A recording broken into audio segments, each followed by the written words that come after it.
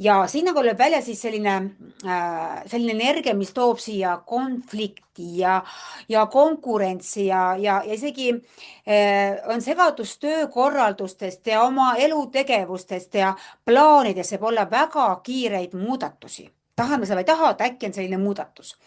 Et ma pean olema kalkuleeriv, ma pean olema strateegiline, mõtlema läbi, aga rotil lasta see olla, ta on siis rahutu ja võib langeda kergesti stressi.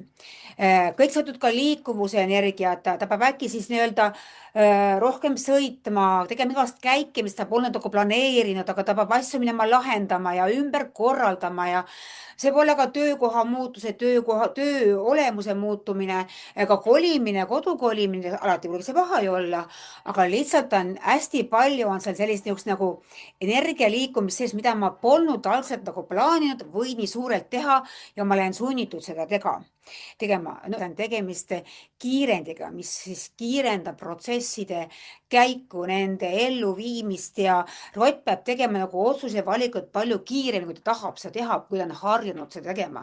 See ongi see, mis ta see tulihobuse see lõunakolmnurk või see tulekolmnurk teda siis tegema teda sunnib. Nii et mis on veel, et ma püüan ka ennetada konflikte. Nii et näiteks on see, mis see tähendab, konfliktide ennetamine tähendab tegelikult seda, et ma teen kokkulepet kirjalikult, kas või see ka meiliga saatmine, ainult ei räägi, aga ma kirjutan meili, mulle jääb jälg järgi, et ma lepin korralikult kokku, ma ise hoian tähtaegadest kinni, et ja ka oma rollidest kinni, et ma olen see protsessis see inimene, ma lubasin see olla, siis ma olen ka see.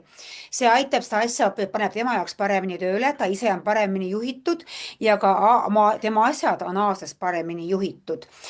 Mis on veel, ta ei ole mõtet võistelda kiiruses, vaid pigem kui ta tahab üldse kellegiga võistelda, siis kvaliteedis. Ma tean, milles ma olen hea, ma tean, mida ma oskan hästi ja ma teen seda siis kvaliteetselt, ma pigem võtan selle jaoks aega. Mitte see, et aega ei ole.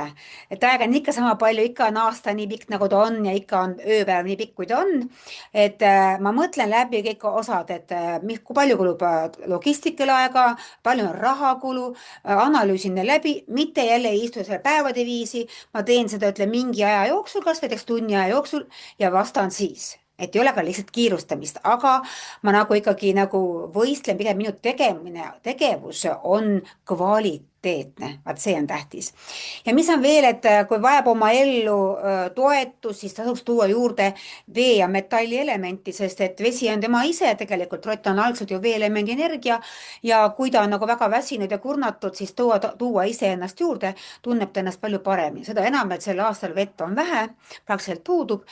Metalli on küll piisavalt, aga metallielemendi võime on see, et kuna rott on sel aastal kõige haavatavam, siis metall toidab veeelemendi energiat ja siis ta saab endale parema positsiooni ja alguse. Nii et ütleme nii, et kui läbi lugeda Feng Shui'lt, mida tähendab metalli ja veeelemendi energia omadused, kas või on hobid, riietus, toiduained ja nii edasi, saab ennast inimene väga hästi aidata. Kindel on see, et rotil see aasta lihtne ei ole.